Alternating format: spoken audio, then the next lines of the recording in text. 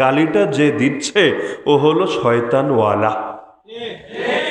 ও যেহেতু নিজে শয়তানওয়ালা, ইবলিসওয়ালা, ভণ্ডামিওয়ালা, নফসওয়ালা, এজন্য ওর কাছে আল্লাহওয়ালা হওয়া তো অবশ্যই দোষের বিষয়। কারণ একদল আরেক দলকে পছন্দ করবে না, এটা স্বাভাবিক। আপনি একটা দল করেন, তার বিপরীত দল যারা করে তারে আপনি গালি দিতেই পারেন, এটা অস্বাভাবিক কিছু না।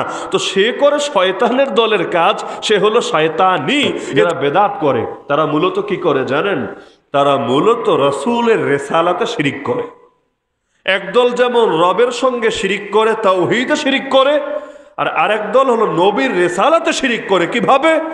নবী একটা শরীয়ত দিয়ে গিয়েছেন, তার এই শরীয়ত ভাল লাগে না, সে নিজের থেকে শরীয়তের বিধিবিধান আবিষ্কার করে। যেটাকে ইচ্ছা সেটাকে সুন্নাত বলে দেয়, যেটাকে ইচ্ছা সেটাকে ইশকে রাসূল বলে চালিয়ে দেয়, যেটাকে ইচ্ছা সেটাকে ফরজ নাম না লাগালেও সকলের জন্য বাধ্য বলে ঘোষণা করে দেয়। এরপর তার অনুসারীদেরকে সেটা মানতে বাধ্য করে, আর যারা করে না তাদেরকে বিভিন্ন গালিগালাজ করে। কখনো খারাপ গালি, কখনো ভদ্র ভাষার গালি, ইলমি ভাষার কিছু গালি হয়।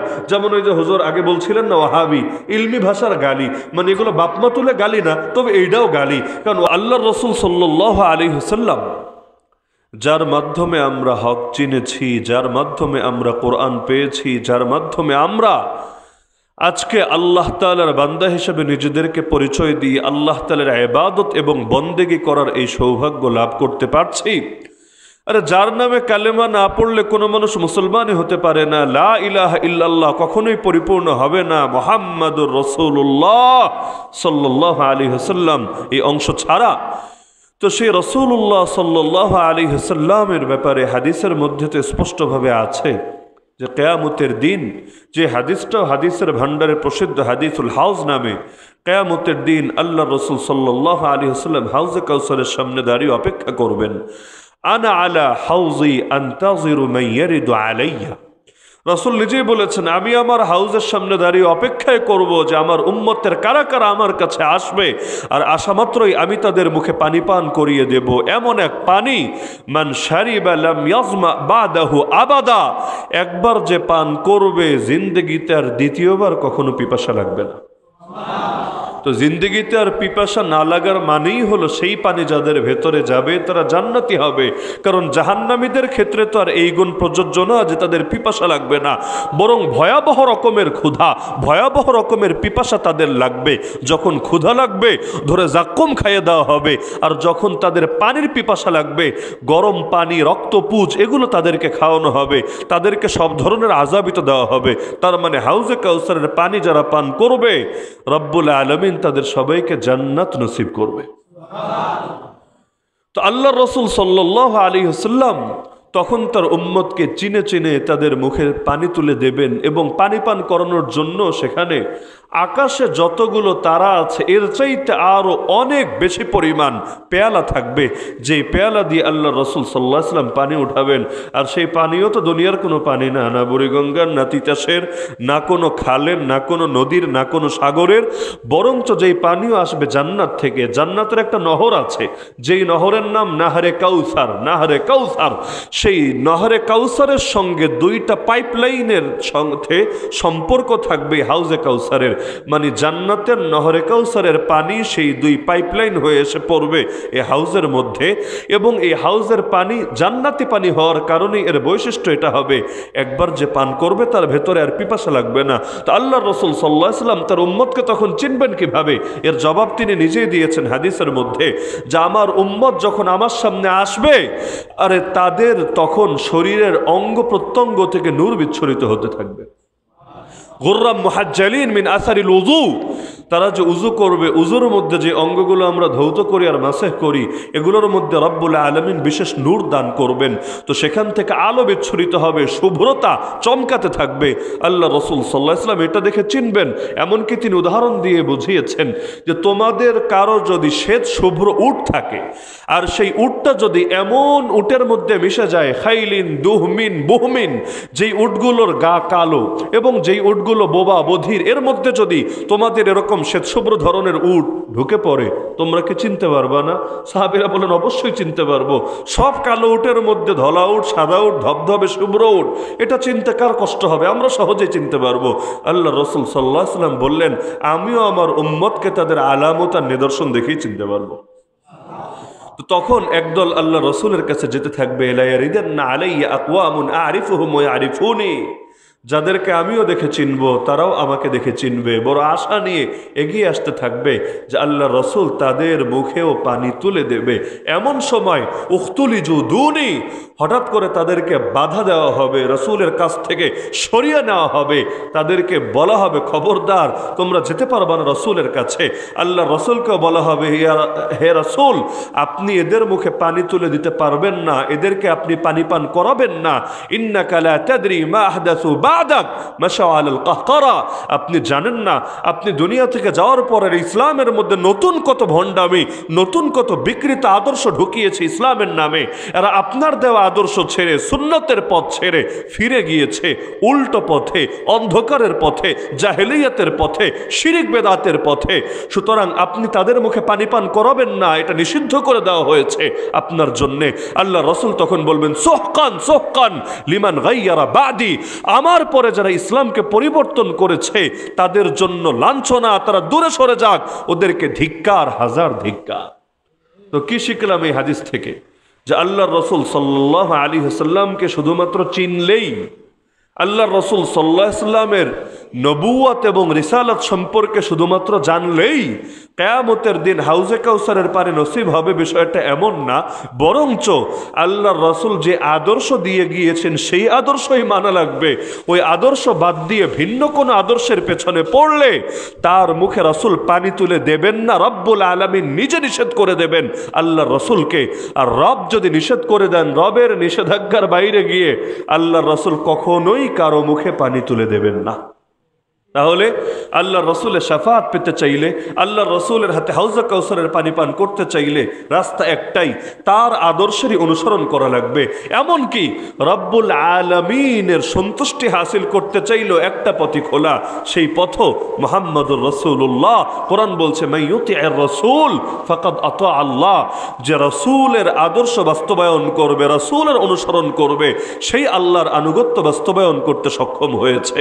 এজন্য এক কবি বলেন, তাসিল ইলাহা ওয়া আনতা তুযহিরু হুব্বাহু হাযা লাউমরি ফিল কিয়াস বাদিউ লাউ কানা হুব্বুকা সাদিকান লাআতাতাহু ফাইন্নাল মুহিব্বা লিমান ইউহিব্বু মুতিউ। আরে পাগল, তুমি একদিকে আল্লাহর নাফরমানিতে মেতে আছো আর আরেকদিকে তুমি তার মহাব্বতের দাবি করছো, এটা তো বড়ই অভিনব একটা ব্যাপার। কারণ যে যাকে মহাব্বত করে সে তারই অনুসারী হয়। তো মহাব্বত যদি আল্লাহর করে, জিন্দগি তো আল্লাহর আদর্শের অনুসরণ করবে। মহাব্বত যদি রসুলকে করে, অবশ্যই রসুলের দেখানো পথেই চলবে। কারণ আল্লাহর রসুল যে এই দিনটা আমাদের কাছে নিয়ে এসেছেন, এটা তো এমন কোনো দিন না যেই দিন কারো মাথা দিয়ে কেউ বানিয়ে ফেলতে পারে। এমন কোনো দিন না যেই দিন দুনিয়ার বুদ্ধিজীবীরা, কবিরা, সাহিত্যিকরা একসঙ্গে বসে আবিষ্কার করতে পারে। কারণ কোরআন মাজিদের মধ্যে আল্লাহ 3 রকম চ্যালেঞ্জ ছড়ে দিয়েছেন। প্রথমে আল্লাহ চ্যালেঞ্জ করেছেন, আর এই কোরআনের মতো পারলে একটা কোরআন আন দেখি। তোরা যে বলিস এই কোরআন মানুষ বানিয়েছে, মুহাম্মদ বানিয়েছে, তাহলে তোরাও তো মানুষ, পারলে একটা কোরআন বানিয়ে আন দেখি। যখন তার অক্ষম হলো, আল্লাহ বললেন, ঠিক আছে, পুরো কোরআন না পারলে ফাতু বিআশরি সুওয়ারিম মিন মিসলিহি মুফতারায়াত, কোরআনের মতো 10টা সূরা তোরা বানিয়ে আন দেখি। যখন 10টাও পারলো না, আল্লাহ বললেন, তাহলে এক কাজ কর, ফাতু বিসূরাতিম মিন মিসলি, কোরআনের মতো মাত্র একটা সূরা বানিয়ে আন দেখি। নিজেরা না পারলে ওয়াদউ শুহাদাকুম মিন দুনিল্লাহ ইন কুনতুম সাদিকিন, আল্লাহকে বাদ দিয়ে যাদেরকে ডাকিস, ওই বাতিল দেবদেবী, বাতিল মাবুদ, বাতিল উপাস্য, বাতিল সাক্ষী, ওদেরকে ডাক। সবাই মিলে চেষ্টা চালা, তবুও দেখ কোরআনের মতো কিছু আনতে পারিস নাকি। 1500 বছর হয়ে গেল, অতীতেও কেউ পারে নাই, আজও কেউ পারছে না, কিয়ামত পর্যন্ত কেউ পারবে না। তো ইবাদত আমরা যে করছি, এই ইবাদতের কথাই বলেন, দ্বীনের কথাই বলেন, শরীয়তের কথাই বলেন, কোরআনের কথাই বলেন, সুন্নাহর কথাই বলেন, এগুলো কোনো মানুষ নিজের আবিষ্কার করে নাই, করার কোনো সুযোগও নাই, বরং পুরোটাই এসেছে কার থেকে? আল্লাহর থেকে। ওমা ইয়ানতিকু আনিল হাওয়া ইন হুয়া ইল্লা ওয়াহয়ুন ইউহা, সূরা নাজম আয়াত নম্বর 3 এবং 4 আল্লাহই বলে দিচ্ছেন রাসূল দ্বীনের ব্যাপারে একটা কথাও বানিয়ে বলে না, একটা কথাও মন থেকে বলে না, যা কিছু বলে সবই আল্লাহর পক্ষ থেকে নাজিল করা ওহী। কোরআন ও ওহী, হাদিস ও ওহী। যেটা কোরআনে পড়ি সেটাও ওহী, আল্লাহর নবীর হাদিস হিসাবে যা লিপিবদ্ধ আছে সেটাও ওহী। কারণ হাদিসের মূল ভাষ্য এসেছে রবের পক্ষ থেকে, ভাষা শব্দ নবী ব্যবহার করেছেন, তো কথাগুলো তারা বানানো না, এগুলো রব্বুল আলামিন তাকে শিক্ষা দিয়েছেন। নবী বলেন আল্লামানি রব্বি ফাহসানা তালিমি, আমার রব আমাকে শিক্ষা দিয়েছেন, বড় উত্তমভাবে তিনি আমাকে শিক্ষা দিয়েছেন। তাহলে একবার চিন্তা করেন, যারা বেদাত করে তারা মূলত কি করে জানেন? তারা মূলত রাসূলের রিসালাতে শিরিক করে। একদল যেমন রবের সঙ্গে শিরিক করে, তাওহীদে শিরিক করে, আর আরেক দল হলো নবীর রিসালাতে শিরিক করে। কিভাবে? নবী একটা শরীয়ত দিয়ে গিয়েছেন, তার এই শরীয়ত ভাল লাগে না, সে নিজের থেকে শরীয়তের বিধিবিধান আবিষ্কার করে, যেটাকে ইচ্ছা সেটাকে সুন্নাত বলে দেয়, যেটাকে ইচ্ছা সেটাকে ইশকে রাসূল বলে চালিয়ে দেয়, যেটাকে ইচ্ছা সেটাকে ফরজ নাম না লাগালেও সকলের জন্য বাধ্য বলে ঘোষণা করে দেয়। এরপর তার অনুসারীদেরকে সেটা মানতে বাধ্য করে, আর যারা করে না তাদেরকে বিভিন্ন গালিগালাজ করে, কখনো খারাপ গালি, কখনো ভদ্র ভাষার গালি, ইলমি ভাষার কিছু গালি হয়। যেমন ওই যে হুজুর আগে বলছিলেন না ওয়াহাবি, ইলমি ভাষার গালি, মানে এগুলো বাপমা তুলে গালি না, তবে এইটাও গালি। কারণ ওয়াহাবি মানে কি? ওয়াহাব মূলত আল্লাহর নাম। ওয়াহাব কার নাম? আমরা সবাই দোয়া করি না এই দোয়া, রব্বানা লা তুজিগ কুলুবানা বা'দা ইয হাদাইতানা ওয়া হাব লানা মিন লাদুনকা রাহমাহ ইন্নাকা আনতাল ওয়াহ্হাব। হে আল্লাহ, আপনি একমাত্র ওয়াহাব। তো ওয়াহাব মানে কি? দাতা। ওয়াহাব অর্থ কি? দাতা। আল্লাহর নাম দাতা কেন? কারণ দান একজনই করতে পারেন, তিনি কে? বাপেও কিছু দান করতে পারে না, উস্তাদেও কিছু দান করতে পারে না, নেতা নেত্রীও কিছু দান করতে পারে না, আরে দুনিয়ার কারো কোনো কিছু করার ক্ষমতা নাই। আল্লাহুম্মা লা মানি লিমা আতাইত ওয়া লা মুতি লিমা মানাত। আমার নবী নামাজ শেষ করে যেই কয়টা দোয়া করতেন, এর মধ্যে অন্যতম দোয়া এটা, হে আল্লাহ, আপনি যা দেন সেটা কেউ ঠেকাতে পারে না, আর আপনি যেটা দেন না, ফিরিয়ে রাখেন, সেটা এনেও কেউ দিতে পারে না। তো দাতা কে? রাসূল বলেন ইন্নামা আনা কাসিম আল্লাহু ইউতি, আরে আমি তো বন্টনকারী, আমি তো ভাগ করে দেই, কিন্তু দাতা আমি না। দাতা কে? আল্লাহ। এজন্য আল্লাহ রাসূল সাল্লাল্লাহু আলাইহি ওয়াসাল্লামের চাচা খাজা আবু তালেব যখন ইন্তেকাল করলো, অথচ শেষ মুহূর্ত পর্যন্ত নবীজি চেষ্টা করছিলেন চাচা যাতে অন্তত একটাবার কালেমা বলে, আর কিছু করুক বা না করুক, অন্তত একটাবার যাতে কালেমা পড়ে, কুল ইয়া আম্মি কালিমা আশফা লাকা বিহা ইনদাল্লাহ। কিন্তু চাচা কালেমা পড়লো না, শেষবারের জন্য হেদায়েতের পথে এক মুহূর্তের জন্য আসলো না। আল্লাহ আয়াত নাজিল করে দিলেন, নবী মন খারাপ করবেন না, ইন্নাকা লা তাহদি মান আহবাবতা ওয়ালাকিন্নাল্লাহ ইয়াহদি মান ইয়াশা। আপনি যাকে ভালোবাসেন তাকে হেদায়েত দিতে পারবেন না, হেদায়েত আল্লাহর হাতে। আল্লাহ যাকে চান একমাত্র তাকেই দান করেন। যার কারণে সেই আফ্রিকার হাবাসার বেলাল হেদায়েত পাচ্ছে, সেই ইরানের পারস্যের সালমান ফারিসি বৃদ্ধ সাহাবী হেদায়েত পাচ্ছে, কিন্তু আল্লাহর নবীর এত কাছের আত্মীয়, যিনি বাবার অনুপস্থিতিতে মাথার উপর বাবার মতো ছায়া হয়েছিলেন, কিন্তু তিনি হেদায়েতের পথে আসছেন না, কালেমা পড়ছেন না। তো দাতা মূলত কে? আল্লাহ। ইন্নাকা আনতাল ওয়াহ্হাব। তো আল্লাহ তাআলার নাম যদি হয় ওয়াহ্হাব, এবার বুঝেন রব কে? আমরা যখন কাউকে বলি রব্বানি, আলেমে রব্বানি, তো রব্বানি বলতে কি বুঝাই? যে আল্লাহ হলেন রব, সে হলো আল্লাহওয়ালা, রবওয়ালা। আমরা যখন আল্লাহকে বলি রহমান, আমরা বলি রহমানে বান্দা, তার মানে কি? রহমান ওয়ালা বান্দা, আল্লাহ ওয়ালা বান্দা। আল্লাহর একটা নাম আছে হক, আল হকুল ওয়াকিল, আল্লাহ হক। আমরা যখন কাউকে বলি হাক্কানি, তো কখনো হকপন্থী বোঝানোর জন্য বলি, আর কখনো হকওয়ালা মানে আল্লাহওয়ালা বোঝানোর জন্য বলি। তো রব্বানি মানে যদি হয় রবওয়ালা, রহমানি মানে যদি হয় রহমানওয়ালা, হাক্কানি মানে যদি হয় হকওয়ালা, আল্লাহওয়ালা, তাহলে ওয়াহাবি মানে ওয়াহাবওয়ালা, আল্লাহওয়ালা। কথা তো ক্লিয়ার? ওয়াহাবি মানে কি? ওয়াহাবওয়ালা। আর ওয়াহাব কে? আল্লাহ। যার কারণে কোনো মানুষের নাম ওয়াহাব রাখা যায় না, নাম রাখতে হয় আব্দুল ওয়াহাব। কি নাম রাখতে হয়? আব্দুল ওয়াহাব। যেমন রহমান নাম হয় না, নাম কি রাখতে হয়? আব্দুর রহমান। কারণ রহমান তো আল্লাহ, আর আব্দুর রহমান মানে আল্লাহর বান্দা। তো ওয়াহাব তো আল্লাহ, আমি আপনারা কিভাবে ডাকবো ওয়াহাব? এই ওয়াহাবের বাপ, এই ওয়াহাবের পোলা, এগুলো হবে না, বরং ওয়াহাব কে? আল্লাহ।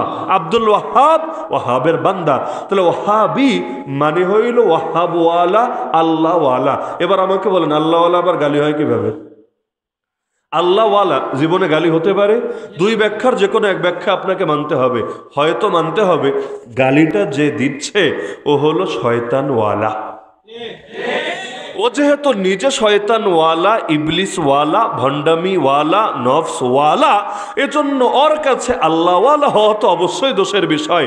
কারণ একদল আরেক দলকে পছন্দ করবে না, এটা স্বাভাবিক। আপনি একটা দল করেন, তার বিপরীত দল যারা করে তারে আপনি গালি দিতেই পারেন, এটা অস্বাভাবিক কিছু না। তো সে করে শয়তানের দলের কাজ, সে হলো শয়তানি। এজন্য আরেকজনরে দেখলে বলে তুই হলি হাক্কানি, রব্বানি, ওয়াহাবি, রহমানি, শব্দ যেটাই বলুক অর্থ একই, আল্লাহ। তা আল্লাহওয়ালা বলে যে গালি দেয়, ওর গালি প্রমাণ করে ও আস্ত একটা শয়তানওয়ালা। এখন অন্যের দিকে আঙ্গুল একটা তুললে বাকি আঙ্গুলগুলো কিন্তু অটো নিজের দিকেই ফেরে। বুড়া আঙ্গুলটা বাদ দিলে অন্তত এই তিনটা এভাবে দিলাম আপনার দিকে, এই তিনটা কিন্তু ফিরেছে আমাদের নিজের দিকে। তাহলে আপনারে গালি দিল হাবি বলে তার নিজের জন্য অটো অনেকগুলো গালি সাব্যস্ত হয়ে গেল। আপনারে গালি দিল একটা, নিজের জন্য সাব্যস্ত হলো অনেকগুলো।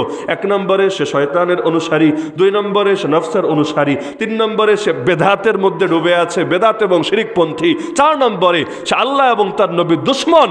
কারণ আল্লাহ এবং তার রসুলের আদর্শ যার ভাল লাগে না, নিজে নিজে আদর্শ বানায়, তারে বন্ধু বলে না, তারে দুশ্মনী বলে। তো এরকম বহু দোষ সাব্যস্ত হবে নিজের জন্য। এটা হলো এক ব্যাখ্যা। আর দ্বিতীয় ব্যাখ্যা হতে পারে সে জানেই না ওয়াহাবি মানে কি, এজন্য দিতে চায় গালি হয়ে যায় বুলি। এখন এমন গবেটের গবেট যে তার মাথায় এটা ধরেই না যে আমি কি বলে গালি দিচ্ছি। তো এখন গালি দিতে গেলেও বড় মুসিবত। যেমন আল্লাহর রসুল সাল্লাল্লাহু আলাইহি সাল্লামের নাম কি? মোহাম্মদ এবং আহমদ। আল্লাহ রসুলের মূল নাম মোহাম্মদ এবং আহমদ, আর গুণবাচক নাম তো অনেক আছে। তো এর মধ্যে সবচাইতে প্রসিদ্ধ কোনটা? মোহাম্মদ। আমরা কালেমাও পড়ি এই নামে, মোহাম্মদুর রাসূলুল্লাহ ওয়া আশহাদু আন্না মুহাম্মাদান আবদুহু ওয়া রাসূলুহু। তো এখন মোহাম্মদ শব্দের অর্থ তো আপনারা জানার কথা।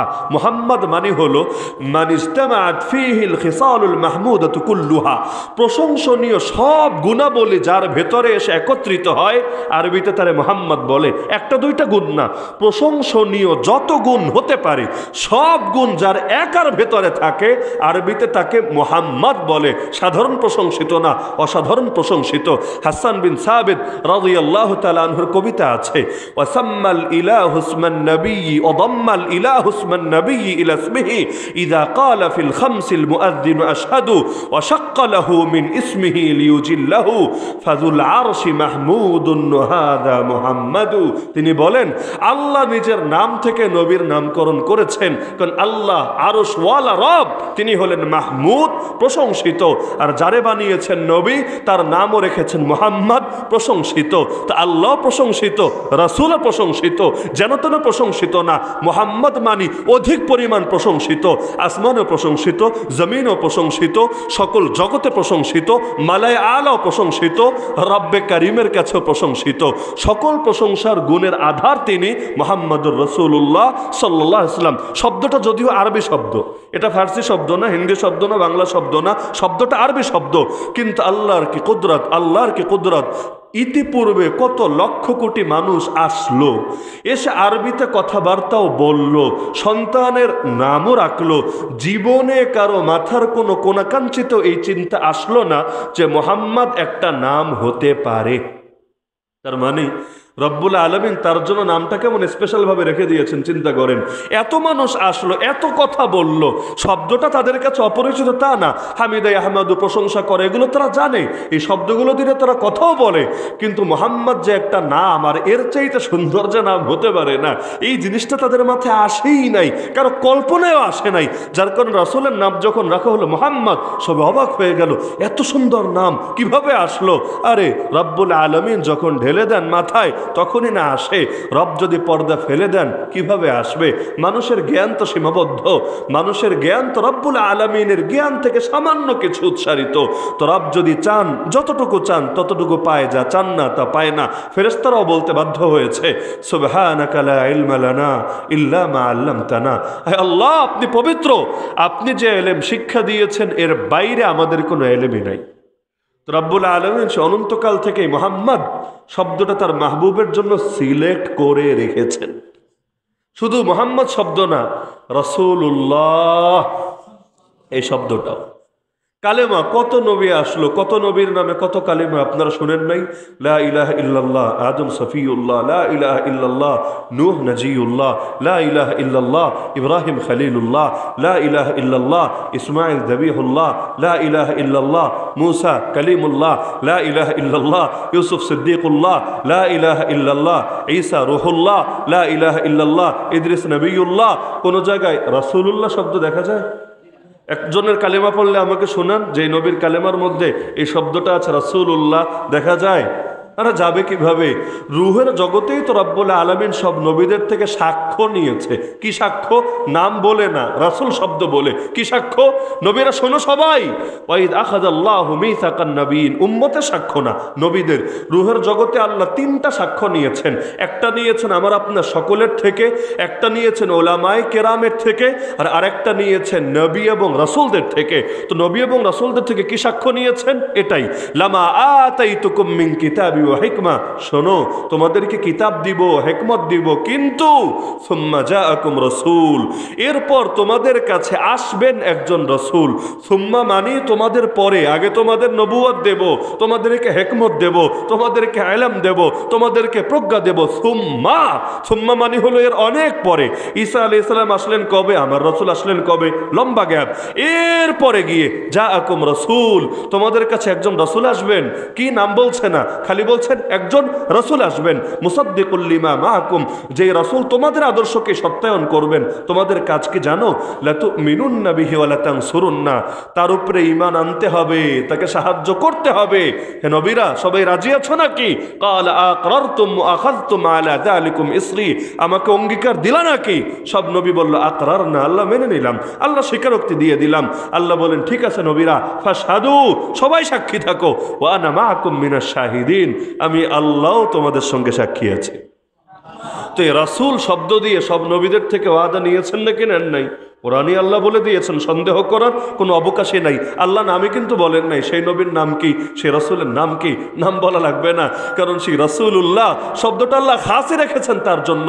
যার কারণে আদম থেকে ঈসা আলাইহিমুস সালাতু ওয়াস সালাম এত নবী আসলেন, কিন্তু রাসূল শব্দটা তার সঙ্গে যুক্ত থাকলো, তার কালেমার মধ্যেই যুক্ত থাকলো এক পরিপূর্ণ কালিমা, লা ইলাহা ইল্লাল্লাহ মুহাম্মাদুর রাসূলুল্লাহ, নুক্তাহীন কালিমা। তো যে প্রসঙ্গে বলছিলাম যে আল্লাহ রাসূলের মূল নামই হলো মুহাম্মদ। তো রাসূল শব্দ যেমন তার জন্য স্পেশাল, মুহাম্মদ শব্দ তার জন্য স্পেশাল। তো মুহাম্মদ দিয়ে ইতিপূর্বে কেউ নাম রাখে নাই, তো নাম যখন রেখেছে, পরে যখন তিনি তার উপর ওহী আসতে শুরু করেছে, তিনি প্রকাশ্যে দাওয়াতও দিতে শুরু করেছেন, এখন যখন গালিগালাজের পালা এসেছে, কাফেররা গালি দিবে, মুশরিকরা গালি দিবে, এখন ভেজাল কোথায় জানেন? ওরা গালি কি বাংলায় দিবে না আরবিতে দিবে? মাতৃভাষা যেহেতু আরবি, তাহলে গালিটাও তো আরবিতে দিবে। এখন আরবিতে গালি দিলে ওদের সামনে তো আর অস্পষ্ট না, ওরা তো আরবি ভাষা বোঝে, প্রতিটা শব্দের অর্থই বোঝে। তো এখন ওরা যখন গালি দিবে, গালির তো একটা মিনিং থাকা লাগবে, একটা অর্থ থাকা লাগবে। বাঙালির সামনে ধরেন কোন আরব এসে যদি গালিগালাজও করে, অনেকে মুনাজাতে হাত তুলতে পারে, সে দিচ্ছে গালি, এ বলবে হুজুর হয়তো দোয়া করছে, আরবিতে গিয়ে আর খারাপ কিছু বলবে? আরবিতে তো দোয়াই করছে, সে হয়তো একেবারে 14 গোষ্ঠীতে ধুয়ে দিচ্ছে, আমিন আমিন আমিন, সে একদিকে আমিনই বলে যাচ্ছে। কিন্তু এখন গালিটাও তো দিবে আরব জাতির সামনে, বাঙালির সামনে না। তো যেই শব্দে গালি দিবে অর্থ বুঝবে না, কে বুঝবে না? বুঝবে। তো এখন গালি দিতে হলে আগে তো নাম নিতে হবে, পরে না গালি দিতে হবে। এখন ঝামেলা কোথায়? ঝামেলা হলো নামটাও আরবি, আর গালি দিবে যেই ভাষায় সেই ভাষাও আরবি। তো নাম কি? নাম হলো মুহাম্মদ। তো মুহাম্মদ বলার মানে সুনাম করা, কারণ মুহাম্মদ অর্থই প্রশংসনীয় গুণের অধিকারী। মুহাম্মদ মানি তিনি বড়, মুহাম্মদ মানি তিনি মহান, মুহাম্মদ মানি তার কোনো তুলনা হয় না। তো যখন শুরুই করবে বাক্য মুহাম্মদ দিয়ে, বুঝেন, শুরুই করবে বাক্য মুহাম্মদ দিয়ে, সুনাম হলো কি না? এর পরের শব্দ যদি দুর্নামও করে, খারাপ একটা কথাও বলে, ওর বাক্যের প্রথম অংশ শেষাংশই তো মিলল না। প্রথম অংশে বলে ফেললো ভালো, পরের অংশে বলল গিয়ে কালো। কি লাভ? তোর বাক্যের আগামাথাই যদি না মেলে, তাহলে মানুষ তোর পাগল বলবে, কি বলিস রে, তোর কথার আগে আর পরেই তো আমরা মিল পাই না। এখন একজনের নাম ধরেন দিন, তারে আপনি বলতে চাচ্ছেন রাত, আপনি কি বলবেন? এই দিন রাত, দিন হইল রাত, মানে এটা তো মানুষ বুঝবেই না। দিন হইল রাত মানে কি? দিন তো আলাদা, রাত তো আলাদা। তো মোহাম্মদ মানেই সুনাম। এখন পরে যাই বলুক, তাহলে ওর বাক্যের দুই অংশই তো মিলবে না। কারণ গালি দিতে গেলেও মুসিবত, নামের জন্য গালি দিতে পারে না, এজন্য গালি দিত তারা নাম পাল্টে দিয়ে। ওরা বলতো মুজাম্মাম, মোহাম্মদ বলতো না। কি বলতো? মুজাম্মাম। মুজাম্মাম, মুজাম্মাম মানে নিন্দিত, মোহাম্মদ মানে প্রশংসিত। আর বিপরীত শব্দ মুজাম্মাম মানে নিন্দিত। তো সাহাবীরা এসে যখন বিচার দিত, ইয়া রাসূলুল্লাহ দেখেন আপনাকে গালিগালাজ করছে, আল্লাহ রাসূল বলেন ওরা গালি দিচ্ছে মুজাম্মামকে, আর আমার নাম মোহাম্মদ। তার মানে ওরা যাকে গালি দিচ্ছে সে আমি না, আর আমাকে ওরা গালি দিতেই পারছে না। রব্বুল আলামিন এই বৈশিষ্ট্য তাকে দান করে দিয়েছেন। এমনকি যেই যেই শব্দ দিয়ে টিটকারি মেরেছে, ওগুলো জবাবও নবীর দেওয়া লাগে নাই, রব্বুল আলামিন নিজেই জবাব দিয়েছে। যেমন নবীরা ওরা বলতো লেজ কাটা, নাউযুবিল্লাহি মিন যালিক। আবতার, আরবি শব্দ হলো আবতার। আল্লাহ রসুলের যখনই পুত্র সন্তানের ইন্তেকাল হতো, একদিকে রসুল তো বড় কষ্ট পেতেন, রসুল অনেক সময় কাঁদতেন পর্যন্ত। যেমন ইব্রাহিম, আল্লাহ রসুলের এক পুত্র, যখন তার মৃত্যু হলো, আল্লাহ রসুলের চোখ থেকে পানি ঝরছিল। এক সাহাবী এসে অবাক, ইয়া রাসূলুল্লাহ আপনিও কাঁদেন, আপনার চোখ থেকেও পানি ঝরে একজনের মৃত্যুতে? আল্লাহ রসুল বললেন, আরে শোনো, ইন্নাল আইনা লাতাদমা ওয়া ইন্নাল কলবা লায়াহজান ওয়া লা নাকুলু ইল্লা মা ইরদি রাব্বানা ওয়া ইন্না বিফিরাকিকা ইয়া ইব্রাহিম লামাহজুনুন। নিশ্চয়ই চোখ অশ্রুসিক্ত হয়, নিশ্চয়ই অন্তর ব্যথিত হয়, তবে মুখ দিয়ে শুধু সে কথাই বলি যাতে আমার আল্লাহ রাজি হয়। হে ইব্রাহিম, তোমার বিরহে আমরা দুঃখিত, আমরা ব্যথিত। তো যখন আল্লাহ রাসূলের পুত্র সন্তান মারা যেত, রাসূল কষ্ট পাচ্ছেন, আর আরেকদিকে মুশরিকরা আনন্দিত হতো। তারা বলতো বুতিরা মুহাম্মদ, মুহাম্মাদের লেজ কাটা গিয়েছে, নাউযুবিল্লাহ। এর ব্যাখ্যা কি? ব্যাখ্যা তারাই দিত, ফাইন্নাহু রাজুলুন আবতারু লা আকিবালা ফাইদা হালাকা ইনকাতা যিকরুহু। তারা বলতো আরে মুহাম্মাদের তো বংশধর নাই, বংশের বাতি জ্বালায় ছেলে, ছেলে থেকেই তো বংশ যায়, তো তার তো ছেলেই নাই, তো বংশধরই নাই। তো বংশধর যদি না থাকে, একবার দুনিয়া থেকে গেলে তার নাম নেওয়ারও কেউ থাকবে না, নাম নিশানাও হারিয়ে যাবে। পাগলরা ভেবেছে কি যে হুজুররে মেরে দিলেই হুজুরের আদর্শ মনে হয় মরে যায়। পাগল জানে না যেই বাতি আল্লাহ জ্বালায় পৃথিবীর কোন শক্তি সেই বাতিকে নিভাতে পারে না। রাফা'না লাকা যিকরাক, রাসূলের আলোচনা স্মরণকে তো আল্লাহ উপরে উঠিয়েছেন, কে আছে এটাকে নিচে নামাবে? যাদের পুত্র ছিল ওদের আলোচনা পৃথিবীতে যতটা জিন্দা আছে, যে রাসূলের কোনো পুত্র প্রাপ্তবয়স্ক হয় নাই, সেই রাসূলের আলোচনা এর চাইতে লক্ষ কোটি গুণ বেশি জিন্দা আছে। তো ওরা গালি দিত আবতার। এই লেজকাটা শব্দ দিয়ে আল্লাহ আয়াতে নাজিল করে দিলেন। কি আয়াত? সবার মুখস্থ আছে আপনাদের, ইন্না শানিআকা হুয়াল আবতার। হে নবী, আপনি আবতার না, যারা আপনার দুশমন ওরাই আবতার, ওরাই লেজকাটা, মানে নির্বংশ। ওদের বংশ টিকবে না। কই আবু জাহালের বংশ? আল্লাহ রসুলের বংশ আজও আছে, আহলে বাইত আজও আছে, আবু জাহালের বংশধর কোথায়? এমনকি বংশধর রাখেন, ওদের ডাইরেক্ট সন্তানরাও তো ওদেরকে বদদুয়া দিতে বাধ্য হয়েছে। যেমন আবু লাহাবের নাম শুনেছেন? রাসূলের কি হন? চাচা। কেমন চাচা? আপন চাচা না পর চাচা? আপন চাচা। তার নামে কোরআনে একটা আস্ত সূরা আছে নাকি নাই? কি সূরা? তাব্বাত ইয়াদা আবি লাহাবি ওয়া তাব। এটা কি দোয়ার সূরা না বদদুয়ার সূরা? পুরোটা বদদুয়ার সূরা। আবু লাহাবের দুই হাত ধ্বংস হোক, আবু লাহাব শীঘ্রই জাহান্নামে যাবে, আর বউ জাহান্নামে যাবে। পুরো সূরাই হলো আবু লাহাবের বিরুদ্ধে বদদুয়া। কেন? ইসলামের ইতিহাসে সর্বপ্রথম প্রকাশ্য বেয়াদবি নবীর শানে কে করেছে? এই আবু লাহাব। রাসূলের জন্মে যে সবচাইতে বেশি খুশি হয়ে নিজের দাসীটারে পর্যন্ত আজাদ করে দিয়েছে। তো রাসূলের মিলাদে খুশি হয়েছে, মিলাদ মানে জন্ম, রাসূলের মিলাদে খুশি হয়েছে। কিন্তু রাসূলের দাওয়াতে, রাসূলের নবুয়তে, রাসূলের রিসালাতে সবার আগে বেয়াদবিটা করেছে। কি বলে বেয়াদবি? ও যে বাক্য বলে বেয়াদবি করেছে, আল্লাহ ওই বাক্য দিয়ে ওর জবাব দিয়েছেন। ওর বাক্য ছিল তাব্বান তাব্বান লাকা ইয়া মুহাম্মদ। হে মুহাম্মদ, ধিক্কার তোকে, ধ্বংস হ তুই। আলিহাযা জামা জামাতানা, এই ফালতু কথা শোনানোর জন্য আমাদেরকে জমা করেছিস, আমাদের খেয়ে দেয়ে কাজ নাই, তোর এই কথা শোনার জন্য এখানে এসে বসে থাকবো। তো গালি দিল কি বলে? তাব্বান। আল্লাহ জবাব দিলেন একই উৎস দিয়ে, তাব্বাত ইয়াদা আবি লাহাবিন ওয়া তাব। তো এই আবু লাহাব মারা গেল, হেদায়েত তো নসিবে হলো না। এই যে হেদায়েত নসিবে হলো না, এটাও নবীজির মুআজিজা, এটাও রবের কুদরতের কারিশমা। বলবেন কিভাবে? ও যে জাহান্নামে যাবে, এই আয়াতটাই সূরাটা নাজিল হয়েছে কেউ মরার পরে ওর জীবদ্দশায়? জানেন তো এই সূরা আবু লাহাবটা, সূরা লাহাবটা নাজিল হয়েছে আবু লাহাব মরার পরে না জিন্দা অবস্থায়? তো ও দুনিয়াতে জিন্দা, কিন্তু কোরআন বলে দিচ্ছে সায়াসলা নারান যাতা লাহাবি ওয়া ইমরাআতু, শীঘ্রই অবশ্যই আবু লাহাবও যাবে জাহান্নামে, ওর বউ যাবে জাহান্নামে, অথচ ওরা জিন্দা। খালি কালেমা পড়লেই কিন্তু জান্নাতি হতে পারে, আর কিচ্ছু লাগবে না। খালি যদি একবার কালেমা পড়ে লা ইলাহা ইল্লাল্লাহ মুহাম্মাদুর রাসূলুল্লাহ, কত দুশমন কালেমা পড়েছে, পড়ে নাই? আরে পরে নাই? আল্লাহ রসুলের আপন চাচা হামজা, সে আমির হামজা রাদিয়াল্লাহু আনহুর বুক চিরে কলিজা বের করে যেই নারী চিবিয়ে খেয়েছে, হিন্দা, পরবর্তীতে সাহাবী হয়ে গেছে, যার নামটা মুখে নিলেও সঙ্গে রাদিয়াল্লাহু আনহা বলা লাগে, হযরত হিন্দা রাদিয়াল্লাহু আনহা। অথচ ইনি এক যুগে উহুদ যুদ্ধে নবীর আপন চাচার বুক চিরিয়ে কলিজাটা পর্যন্ত বের করে চিবিয়ে খেয়েছে। এমনকি আবু সুফিয়ান, আবু জাহালের মৃত্যুর পর যে যুদ্ধে লিড দিয়েছে, উহুদের ময়দান থেকে শুরু করে অনেক যুদ্ধে লিড দিয়েছে, ওই আবু সুফিয়ানের পরবর্তীতেও তারও তো কালেমা নসিব হয়েছে। তো কত মানুষ এমন যে একসময় বিরোধী ছিল, পরবর্তীতে মুসলমান হয়েছে। খালিদ বিন ওয়ালিদরে চেনেন না? আমি যদি বলি ইসলামের ইতিহাসে সবচাইতে বড় সেনাপতি কে, বলেন দেখি, কার নাম বলবেন? খালিদ বিন ওয়ালিদ। আরে এই খালিদই সেই খালিদ, উহুদ যুদ্ধে মুসলমান যার কারণে মার খেয়েছে। উহুদ যুদ্ধে তো মুসলমান জয়ী ছিল, তো জয়ী হওয়ার পর আবার মাইর খেলো কিভাবে? মূলত কার কৌশল ছিল এটা? এটা আবু সুফিয়ানের কৌশল ছিল না, এটা অন্য কোনো লিডারের কৌশল ছিল না, এটা ছিল খালিদ বিন ওয়ালিদের কৌশল, যার কারণে 70 জন সাহাবী শহীদ হয়েছিল। আল্লাহর নবীর দান মুবারক দাঁত পর্যন্ত শহীদ হয়েছিল। কিন্তু পরবর্তীতে যখন আল্লাহ ঈমানের দৌলত নসিব করলেন, ইসলামের ইতিহাসে সবচেয়ে বড় সেনাপতি হয়ে গেল, হেদায়েতের মালিক আল্লাহ। আরে যে ওমর নবীর কল্লা কাটতে বের হয়, যখন আল্লাহ কবুল করেন, এমন করেন, লাউ কানা বা'দি নাবিয়্যুন লাকানা উমর। আমার রাসূল বলেন, আমার পরে যদি কেউ নবী হতো, সেই নবী হতো এই ওমর। তো কতজনেরই তো নসিব হলো, কিন্তু আবু লাহাব মরার আগে কালেমা পড়তে পেরেছে। এমনকি মুনাফিক, তো বহুত মুনাফিকের নাম আপনারা শুনেছেন, মুনাফিক বুঝেন তো, বাইরে বাইরে খুব কালেমা, কিন্তু ভেতরের মধ্যে কালেমা নাই, ঈমান নাই, তাওহীদ নাই, ভেতর পুরোটাই কুফর, পুরোটাই শিরিক, পুরোটাই ভণ্ডামি, কিন্তু বাইরে লেবাস ধারণ করে। আবু লাহাব যদি খালি এই ভণ্ডামির লেবাসটাও ধারণ করত, ধোকা দেওয়ার জন্য, ধোকা, কারণ মক্কার মুশরিকরা এই ধোকাবাজি করত, কোরআন সাক্ষী। তাদের একটা কৌশল ছিল, আমিনু বিল্লাযী উনজিলা আলাল্লাযীনা আমানু ওয়াজহান নাহার ওয়াকফুরু আখিরাহু। কোরআন বলছে তাদের একটা কৌশল ছিল, ওরা সাঙ্গপাঙ্গরে বলে দিত, এক কাজ কর, সকালবেলা গিয়ে কোরআনের উপর ঈমান আনার ঘোষণা দিবি, সন্ধ্যাবেলা নিজেরা কাফের বলে ঘোষণা দিবি। কি হবে?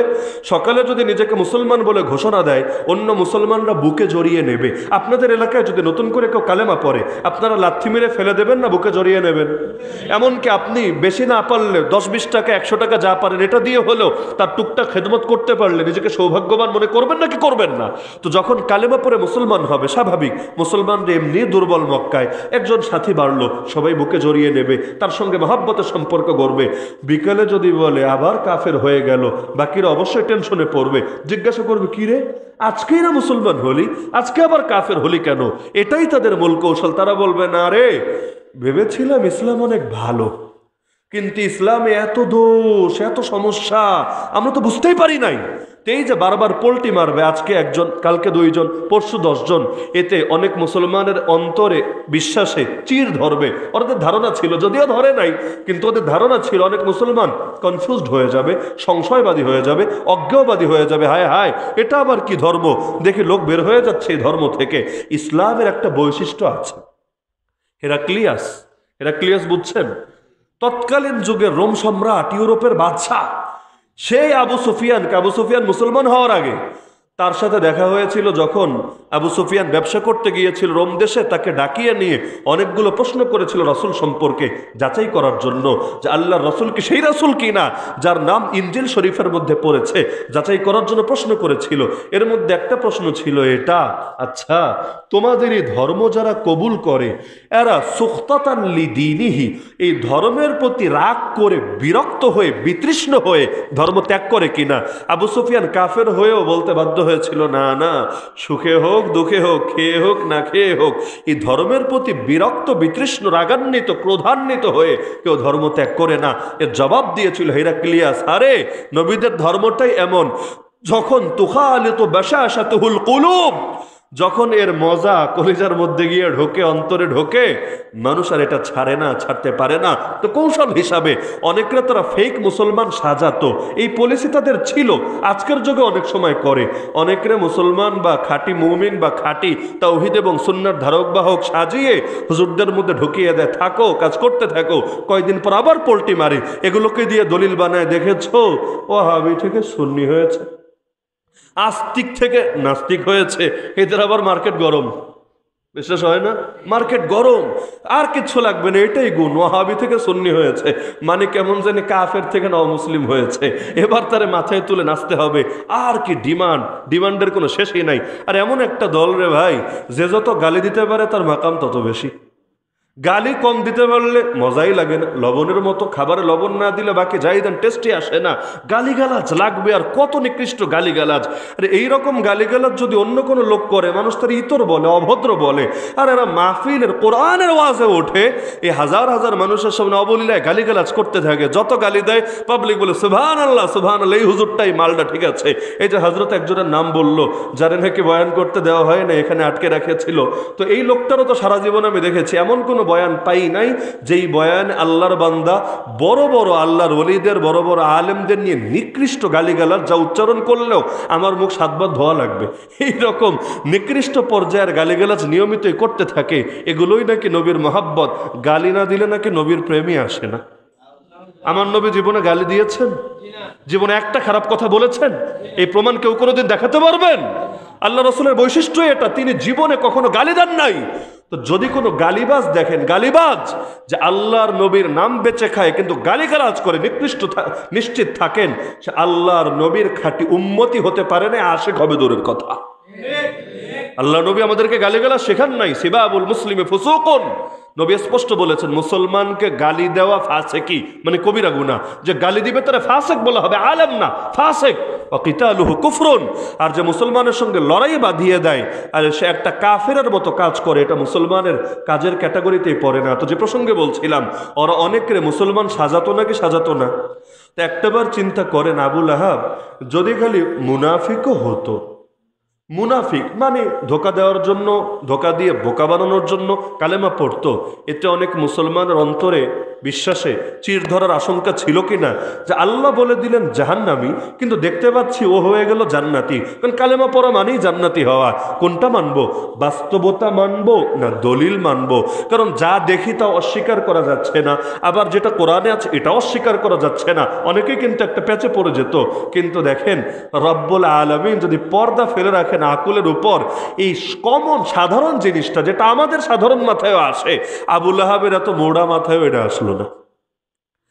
এই কৌশল সে অবলম্বন করতে পারে নাই। তো যে প্রসঙ্গে বলছিলাম, এই আবু লাহাব যদিও কাফের, কুফরের উপরেই মারা গিয়েছে, কিন্তু তার 5-5টা সন্তান, ছেলে এবং মিলিয়ে 5-5টা সন্তান মুসলমান হয়ে গিয়েছে। আচ্ছা আমাকে বলেন, এই 5 জন সন্তান কার সন্তান? আবু লাহাবের সন্তান। তারা যখন কোরআন তেলাওয়াত করতো, নামাজ পড়তো, কোরআন খতম করতো, সূরা লাহাব বাদ দিয়ে পড়তো নাকি সূরা লাহাব সহই পড়তো? তাহলে সন্তান হয়েও, আর এটাই তো ইসলাম, দিনের জন্য সব ছাড়া যায় কিন্তু কোনো কিছুর জন্য দিন ছাড়া যায় না। সন্তান, ডাইরেক্ট সন্তান, ঔরসে সন্তান হয়েও তাদেরকেও পড়তে হতো এবং তারা পড়ে দেখিয়েও দিয়েছে। তাব্বাত ইয়াদা আবি লাহাবি ওয়া তাব, আবু লাহাব বাপ তাতে কি, কিন্তু যেই বাপ চলে যায় আল্লাহর বিরুদ্ধে, ওই বাপরে লাল কার্ড দেখাতে মুসলমানের অন্তর কখনো কাঁপে না। কারণ সব আল্লাহর জন্য। যদি কোথাও আল্লাহর গায়রুল্লাহর প্রশ্ন দেখা দেয়, গায়রুল্লাহর তালাক দিতে মানুষের অন্তরে মোটেও বুকে কাঁপবে কাঁপবে না। আরে কাবার চাইতে দামি জায়গা কি চান? কি মসজিদ, কি মাদ্রাসা, কি খানকা? কাবার চাইতে দামি জায়গা জমিনের বুকে কি দেখাতে পারবেন? ওই কাবাকেও আল্লাহর নবী ছেড়েছেন কি না? কিসের জন্য? যে এই কাবায় থেকেও যদি মূর্তি বিদায় করতে না পারি, এই কাবায় থেকেও যদি আমার রবের ইবাদত করতে না পারি, প্রয়োজনে কাবা ছাড়বো কিন্তু রব ছাড়তে পারবো না। পরবর্তীতে এসেছেন মাথা নিচু করে না, মাথা উঁচু করে এসেছেন, এসেই সেই কাবাকে পবিত্র করেছেন। বাইতুল্লাহ থেকে 360টা মূর্তি আর ভাস্কর্য উচ্ছেদ করেছেন। ধরে ধরে উচ্ছেদ করা লাগে নাই, খালি আয়াত পড়েছেন, ওয়াকুল জাআল হক ওয়া যাহাকাল বাতিল ইন্নাল বাতিলা কানা যাহুকা। আমার নবীর হাতে লাঠি ছিল, একটা করে মূর্তির দিকে ইশারা দিচ্ছিলেন আর আয়াত পড়ে পড়ে যাচ্ছিলেন। ইশারা দিতে দেরি, মূর্তি মুখ থুবড়ে পড়তে দেরি না। তাহলে বহুত কৌশল ওদের মাথায়ও ছিল, কিন্তু রব যদি পর্দা ফেলে রাখেন কৌশল মাথায় ধরে না। অনেকের হিদায়াত গ্রহণের ব্যাপারে দেখবেন অন্তরে তালা লেগে যায়। বিশেষ করে আমি একটা বাস্তবতা বলি, কাফেরকে সহজে মুসলমান বানাতে পারবেন, কিন্তু বেদাতিদেরকে সহজে লাইনে আনতে পারবেন। এর মধ্যে যদি কিছু থাকে সাধারণ বেদাতি, সাধারণ মানে দলান্ধনা নতুন হক ভেবেই এখানে ঢুকেছে, ধান্দাপাতির ব্যাপার স্যাপার নাই, আবার অন্যরকম ভণ্ডামি বা অন্য গোমরাহিনী, সাধারণ মানুষ আর কি, তার কাছে এটা হক মনে হয়েছে তাই গিয়েছে, এরকম লোকরা বোঝাতে পারবেন। কিন্তু নেতৃস্থানীয় যারা, ওদেরকে বোঝাতে বোঝাতে মাথায় টাক যদি পড়ে যায় আপনার, যে বোঝাতে বোঝাতে টেনশনে মাথার চুলি পড়ে গেছে, তবুও বলবে বিচার যাই করো বাপু, তালগাছ কিন্তু আমারই থাকবে। তো কেন এরা বুঝতে চায় না জানেন? কারণ এটা না যে রব্বুল আলামিন কারো উপর জুলুম করেন, তিনি নিজের থেকে কারো হেদায়েতের দরজা বন্ধ করেন, বরং বাস্তবতা হলো তুরাদুল ফিতানু আলাল কুলুবি কাল হাসির উদান উদা ফাআইয়ু কলবিন উশরিবাহা নুকিতাত ফীহি নুকতাতুন সাউদা ওয়া আইয়ু কলবিন আনকারাহা নুকিতাত ফীহি নুকতাতুন বাইদা হাত্তা ইয়াসির আলা কলবাইন أبيض مثل الصفا فلا تضره فتنة ما دامت السماوات والأرض والآخر أسود مربادا كالكوز مجخيا لا يعرف معروفا ولا ينكر منكرا إلا ما أشرب من هوا। অন্তরের সামনে যখন ফিতনাগুলো হাজির করা হয় একের পর এক যেভাবে চাটাই তৈরি করা হয়, একটার সঙ্গে আরেকটা অংশ মিলিয়ে মিলিয়ে ভাবে, অন্তরের সামনে ফিতনা একের পর এক আসতে থাকে। এরপর অন্তর দুই রকম হয়, এক প্রকার অন্তর ফিতনারে গ্রহণ করে নাই, যাদের অন্তর ফিতনা কবুল করে নাই এদের অন্তরে একটা কালো দাগ পড়ে, আরেকটা ফিতনা কবুল করলে আরেকটা কালো দাগ পড়ে, আরেকটা ফিতনা কবুল করলে আরেকটা কালো দাগ পড়ে। একইভাবে যাদের অন্তর এই ফিতনাকে প্রত্যাখ্যান করে তাদের অন্তরে একটা করে সাদা দাগ পড়ে, একটা ফিতনা প্রত্যাখ্যান করে এক সাদা দাগ, আরেক ফিতনা প্রত্যাখ্যান করে আরেক সাদা দাগ। নবী বলেন এভাবে হতে হতে হতে দুনিয়ার সব মানুষের অন্তর দুই রকম হয়ে যায়। প্রত্যেকে হিসাব নেবেন, আমার অন্তর, আপনার অন্তর, সবার অন্তর, এই দুই অন্তরের কোনো এক অন্তরের মতো হবেই হবে। খেয়াল দেন সবাই, অন্তর কয় রকম হয়? কয় রকম? দুই রকম। একরকম অন্তর ফিতনা অস্বীকার করার কারণে, ফিতনারে লাল কার্ড দেখানোর কারণে এত সাদা হয়, এত সাদা হয়, নবী বলেন আবিয়াদা মিথলা সাফা, আরে সাদা ধবধবে পাথর যেমন সাদা, তার অন্তরটাও হয়ে যায় এমন সাদা। ওই পর্যায়ে অন্তরে এমন নূর চলে আসে, এমন বরকত চলে আসে, লা তাদুররুহু ফিতনা মা দামাতিস সামাওয়াতু ওয়াল আরদ, যতদিন আসমান জমিন বাকি থাকবে নতুন করে কোনো ফিতনা আর তার ক্ষতি করতে পারবে না ইনশাআল্লাহ।